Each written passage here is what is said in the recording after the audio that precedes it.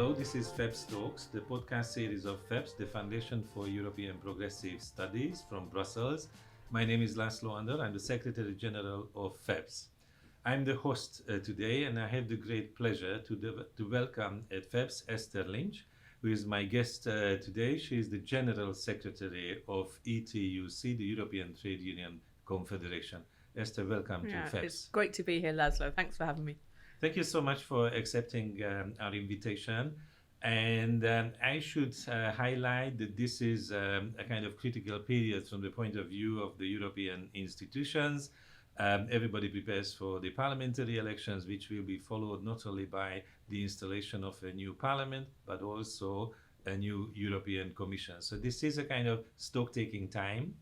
And I would like you to take stock of the recent cycle, but also to discuss a little bit the future as you see it. And I thought the very good starting point could be a recent event, which was a kind of summit, a social summit for all stakeholders and institutional leaders of the European Union who are interested in social questions. In Hulpe, it was organized by the Belgian presidency. It took place in the middle of April. This was focusing on the pillar of the social rights and what progress has been made and what progress should be made. How do you see the significance of this Hulpe summit and the declaration, which was adopted and signed by most participants at the end? I think it's a good place to start because it marks a milestone. And the milestone the Hulpe Declaration marks is not only to say the European Pillar of Social Rights was really important in guiding developments in the last political mandate, but it will be essentially important in the coming political mandate as well. And I think there's some very important points or directions, roads that we need to walk down in the next period, such as how we're going to achieve and manage change. And very importantly, it says change needs to be managed with social partners, absolutely recognising the prerogatives, it uses that word, the prerogatives of trade unions to be part of that discussion. It also says we need to look at developments like artificial intelligence and to make sure the use of that, particularly in the workplace, is fair. It talks about fair working conditions, about the challenges of creating quality jobs, the importance of creating quality jobs, the importance to have equal attention to the quality of the jobs that we're creating, not just that we are creating jobs. So for us, the Hulpe Declaration, I was very proud to sign it on behalf of working people and their trade unions in Europe. Very disappointed that the employers didn't come to the table to sign. Some of them did. So SGI Europe did, SME United did, I suppose, reflecting the, we say, very real concerns of, services of general interest, the challenges that they can look to be facing to provide quality services to the people who rely on those, whether it's transport or whether it's public services, the real challenges ahead. But also SME United, I think, reflecting very clearly that small firms have a lot in common with working people in the challenging exploitative environment, both that they often have to operate in, the same as ourselves representing working people. So the consensus is definitely in and around the Hulpe Declaration. The vast majority of member states also signing it. So the middle ground isn't gone, and the middle ground is doing a lot better than many commentators would have us believe. But you didn't see a full political agreement because there are some who participated but didn't eventually sign. So how do you see, is this a kind of serious fragmentation of the broad consensus, or it can be overcome? I think that there's definitely a lot of fraying at the edges, but there's also deliberate attempts to try and exploit the challenges. And rather than to seek European solutions based on everything that we have to be proud of, which is our social model, and recognizing that our European social model is an actual, fundamental building factor for Europe's competitiveness. Rather than looking and promoting that and being proud of Europe, a lot of actors now, well, not some actors, are now paying much more attention on trying to have a deregulation agenda, one which isn't based on cooperation, support, and everybody succeeding, but one that's based more on cutthroat competition. And in the last mandate, we saw that there was a rejection of that, particularly the minimum wage directive that said, there's a threshold of decency below which no member state, no company should be able to compete. And Nicolas Schmit's leadership in particular in bringing that forward also said that wages should be fair. How do we make them fair? By promoting an environment where collective bargaining, where trade unions, where workers have their fair share of the profits that they're creating. So, yeah, it was very, very disappointing that, in particular, Business Europe, part of the discussions got a lot of compromise within the Hulpe declaration, but then didn't take that final step to sign it, and that reflects a similar tactic that was used when the biggest disappointment for me in the past couple of years was the collapse of the negotiations on a directive on telework and the right to disconnect, not because we disagreed with anything that the employers were asking for. The employers were unable to ask us for anything. They literally walked away from the table. So it is a problem if we have social partners which can't conclude a deal. But that's for Business Europe to look to how they can develop their organisation, and the employers how they can develop their organisations in a way that they can come to the table with a negotiating mandate, compromise, and then be able to conclude agreements. I was listening to many discussions in La Hulpe, and I think a lot of speakers emphasize that what is at stake is whether the European Pillar of Social Rights remains a reference point for the policy dialogue and decision making in the next period. What is your assessment of the Pillar of the Social Rights, and especially the period since the entry of the von der Leyen Commission, which also added the so-called action plan announced in Porto a few years ago? The European Pillar of Social Rights has really important commitments for working people. For example, it guaranteed a fair wage and adequate wage, and that's what gave life to the minimum wage directive. Nicolas Schmit, a commissioner, able to rely on that to bring forward a directive.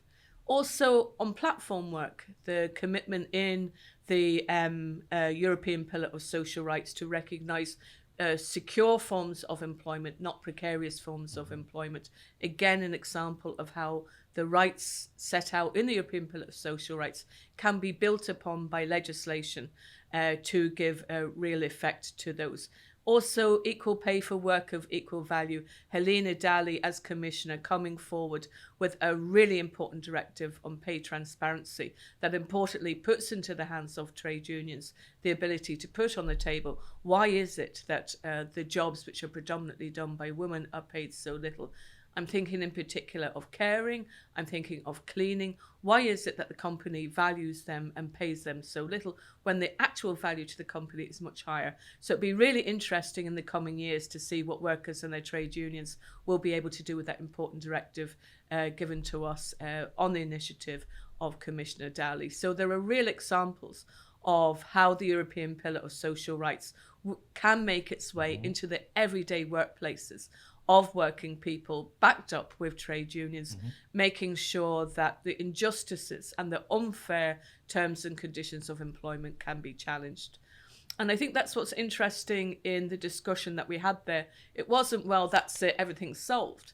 What we had was a discussion which was, what are the unfair terms and conditions that we need to seek to stamp out into the future? And a lot of that about artificial intelligence, but also about managing the green and digital transition. All too often we hear politicians, so you would hear them like I would. They would say, we'll leave no one behind. But then when you ask, well, where's the plan to make sure no one's left behind? Then there's a lot of blank spaces in the conversation. So what we're saying is that a key instrument that we will need in the coming period is a directive on just transition that will guarantee workers the right to have information in in anticipation of the changes that will come. It's all too often way too late that trade unions get called in only at the point at which workers are going to be made redundant. Whereas if intervention took place much earlier, we'd be able to save jobs. We'd be able to help people go to a different employment if they had to. We'd make sure that they get access to training, access to the supports. But also we need to think about the wider picture of it as well. We can't leave whole communities left devastated when an important industry leaves. We need to think about a Europe-wide industrial policy that addresses all of those questions. So every sector, every occupation, every region can in fact succeed and not be left behind. But that's why investment is so important.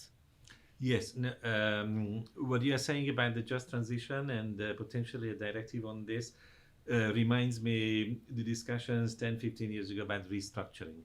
I think there is a similarity between the two, the expectation that economic and social policy together can manage the unexpected, to manage shocks, to manage transformations better than a laissez-faire approach. I agree. We saw that with the SURE instrument. So when we had the COVID crisis, everybody came together. Everybody said, this is something that we need to work on at European level. We need to involve workers. We need to involve companies. We need to have an instrument that protects labour in this time of crisis. We need that same level of enthusiasm and urgency about the green and the digital transition. Everybody needs to be brought together, but also there needs to be an EU-wide instrument to support the positive projects that can be put forward. You mentioned the minimum wage directive, you mentioned SURE. These instruments, I think, represent something which was not expected at all. Some people would even say that the EU social policy making went beyond what was expected reasonably, because nobody had in mind such achievements beforehand. How would you comment on this? Well, famously, it said that Europe will develop in how it responds to the different crises that it will face. So one of the crises was the COVID crisis, and that was a really good example of how, by getting together, having that instrument, we made sure that companies didn't have to go out of business, workers didn't lose all their skills. That was an important collective response to a collective crisis, and that the benefit of that will, I think, be seen over the long period as well as the short. But this is where we're most worried, is that the type of investment that was made available, the suspension of the economic rules to make sure that investment was available, that it's too soon to go into a time of debt cutting. What we need now is a lot more investment to focus towards the green transition in particular.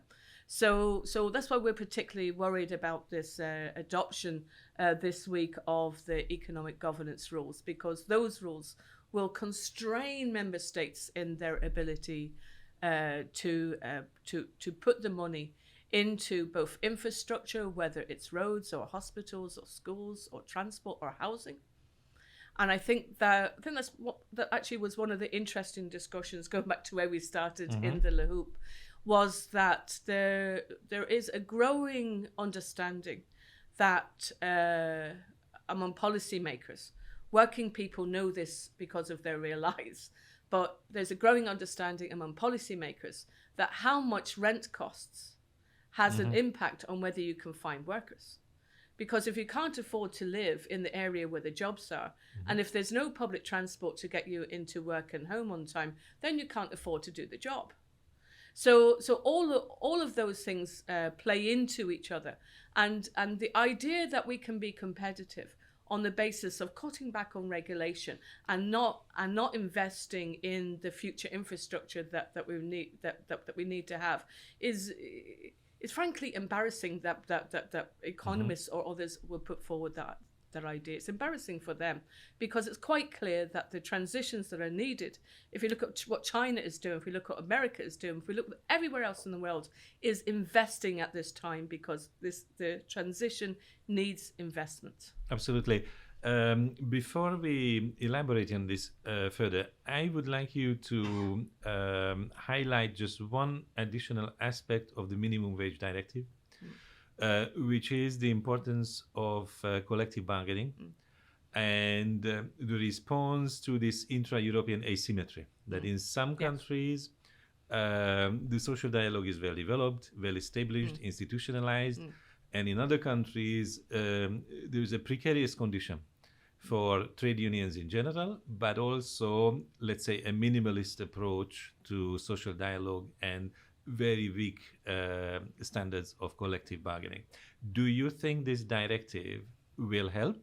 And if it does, in what time frame?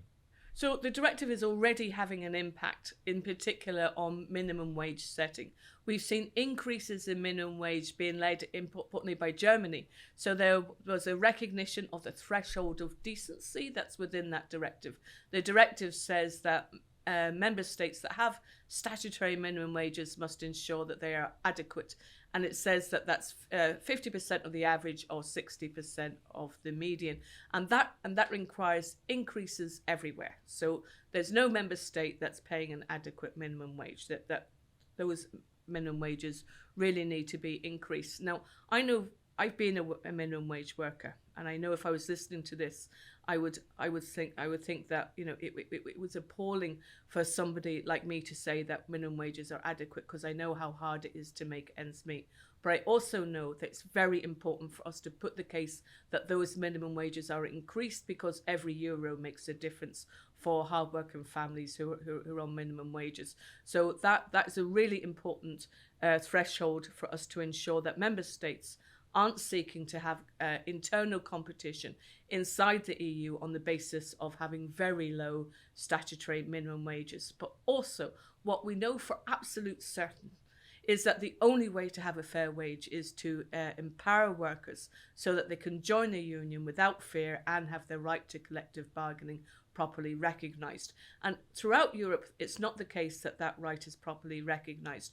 We see time and again, and even during the discussions on Le Hulpe, we saw a lot of resistance from member states to live up to their responsibilities to working people, to ensure an environment that supports collective bargaining, to make sure that workers get their fair share of the profits that are being created. Because what we've seen in the last 20 years is, instead of workers having the benefits of all of the productivity gains, because workers have been working hard, there has been an increase in productivity, there have been profits, but what has happened is it's gone to the top, let's say 5%. The very few at the very, very top are taking more and more and more of the share of the hard work of working people. So that's why it's absolutely important in a single market that we have a set of rules that make the single market fair. And one of those is to make sure that workers have their right to collectively bargain, not only at the level of the company, but also at sector level as well. A good example of that is construction workers. It's very important that you can have a sector agreement that workers can be ensured of, that no matter who is working in the sector, where they're from, or what work they're doing, it's very important that the collective agreement applies to all workers equally. You mentioned in a previous reply that one of the positive measures of the current cycle was the suspension of the fiscal rules when the corona crisis hit. And now we are moving back to so-called normal.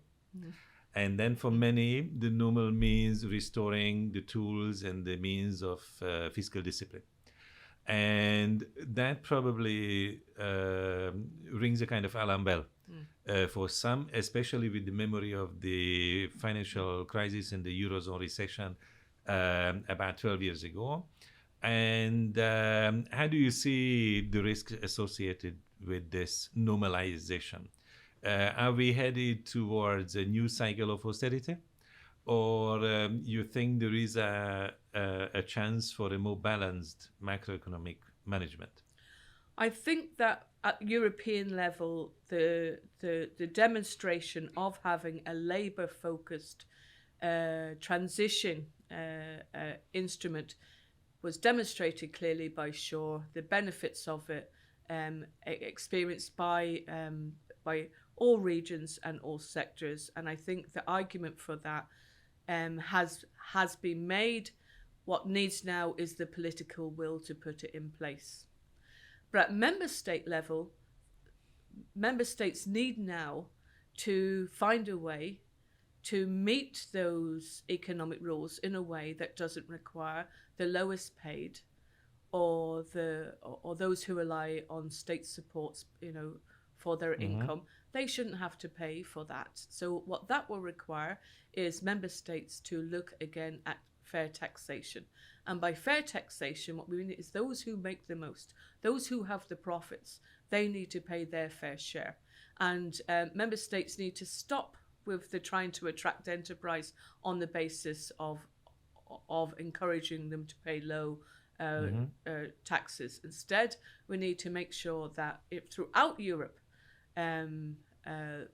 companies, individuals, high wealth individuals that are doing very well pay their fair share. So what we're saying very clearly is, two member states, we had asked them to put on the table who would have to pay what for the member states to meet their responsibilities. They didn't do that.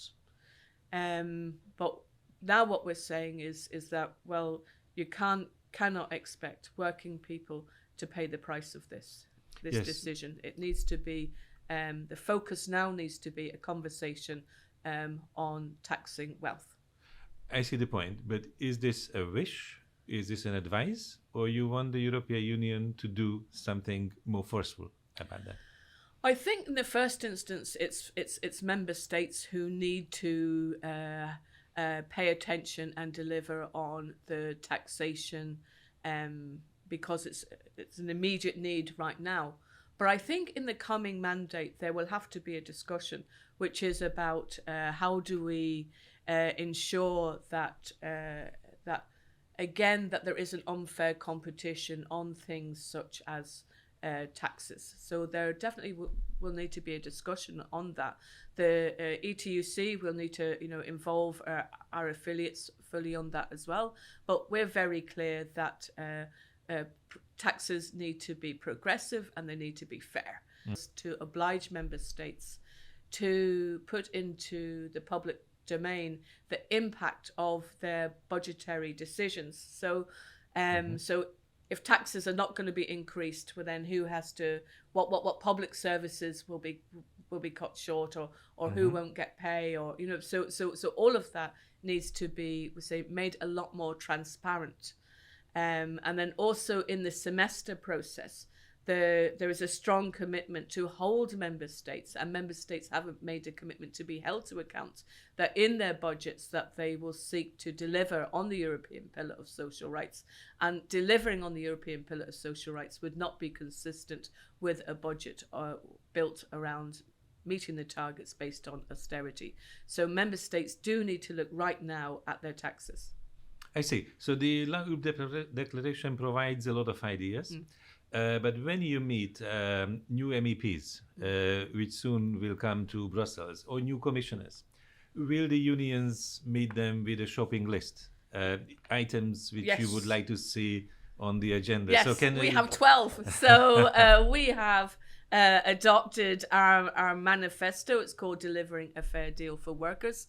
The number one is better jobs and incomes, and interestingly, I know the Social Democrats have that as their number one on their list as well. It's our number one. Second one, ending precariousness, because insecure work is creating insecurity, a feeling of insecurity among all workers. They're afraid if they make even the slightest mistake, they're going to be dismissed, or they'll be put on some list, they won't get called in for shifts. So ending the precariousness and fear at work is really important. But also then support for trade unions, support for collective bargaining as a pillar of democracy, but also as a way in which we keep workplaces fair, and a way in which we make the European economy fair as well. Safe work, health and safety always comes very high up on workers. We say, what's important to you coming from Europe? They'll say the health and safety legislation. And importantly, I was looking today at figures from the ILO, which identified increase in deaths from working in high temperatures in Europe. So again, we say the climate change having a very real impact on workers.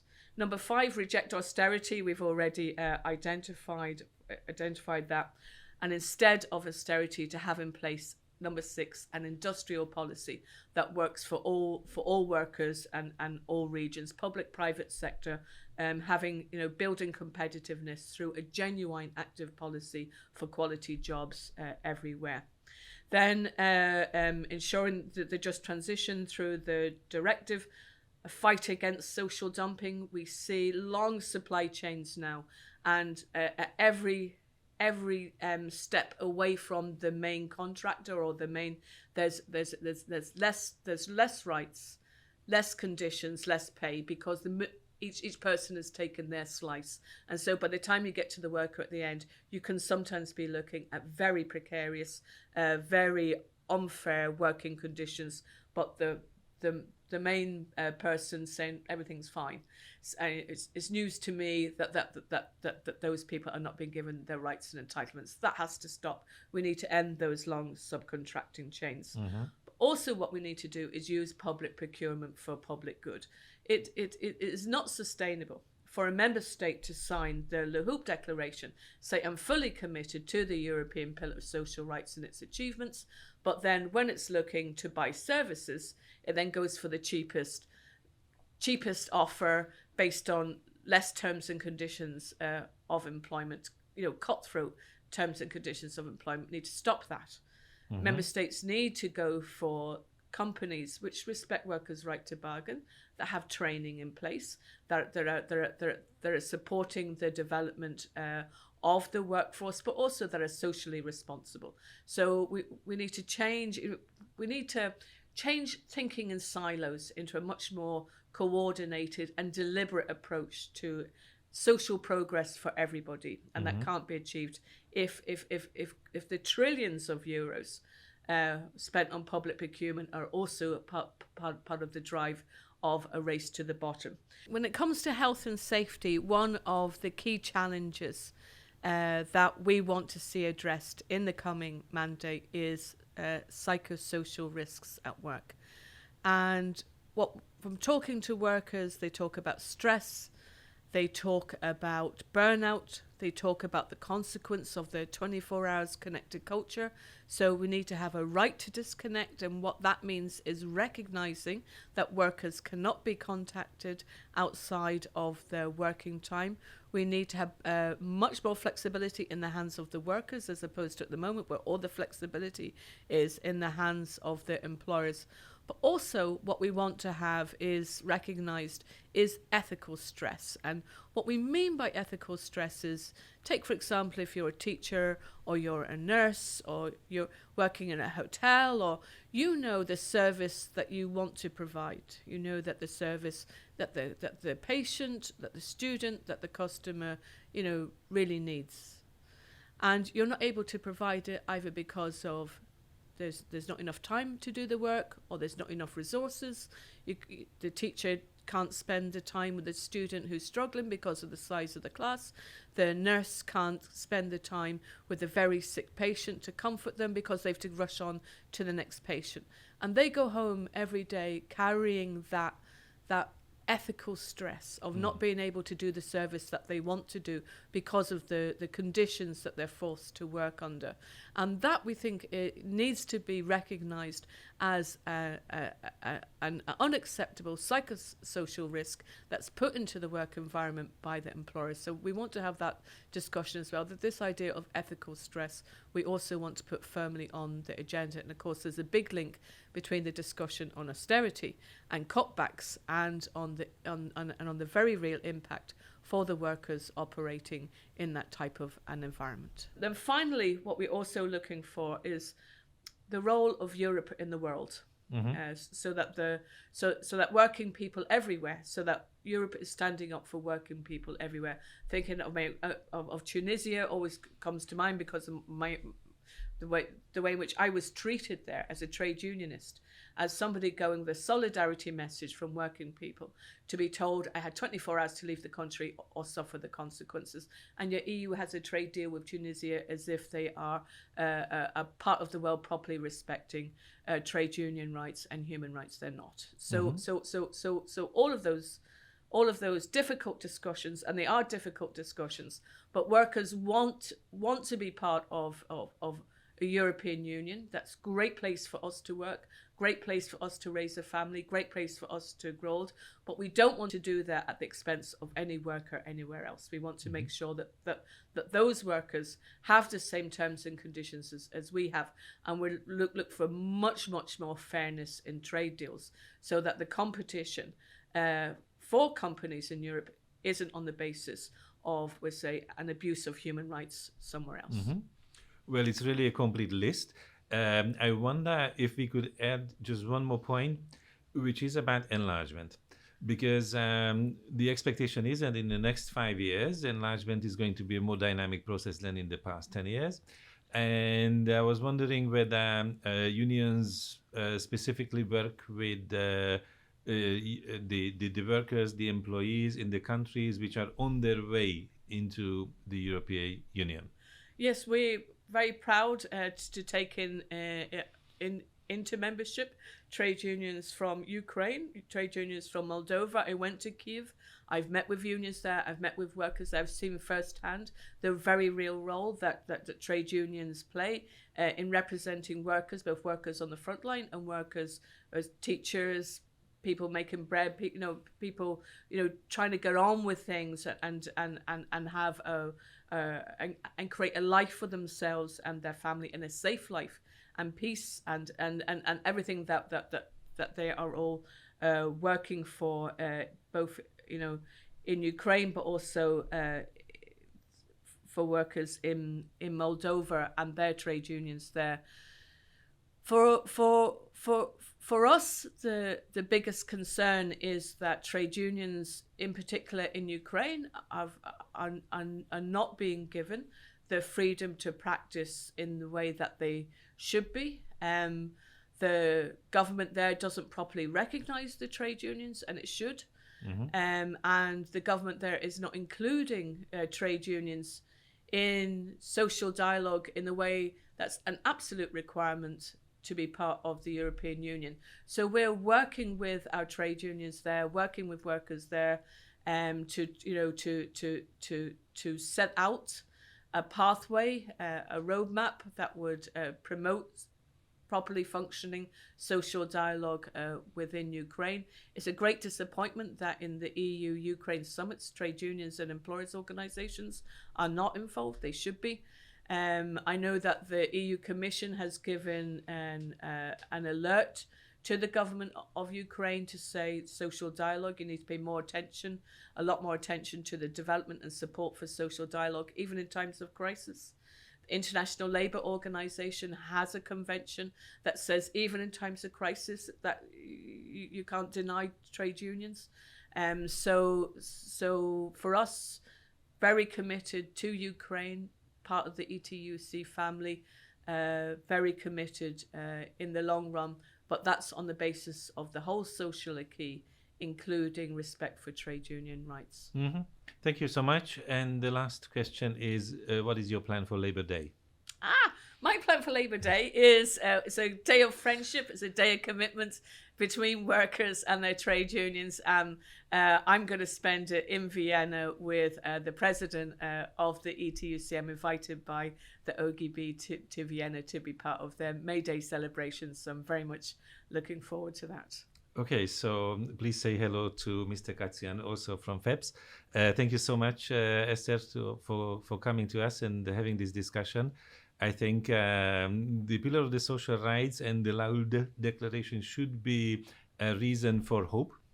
But I think it's also a lesson of the past years or decades that the hope doesn't translate into an improvement by itself. So it's always a hard work and sometimes a struggle to ensure that progress happens. Thanks, Laszlo. Thanks for the conversation. Thank you.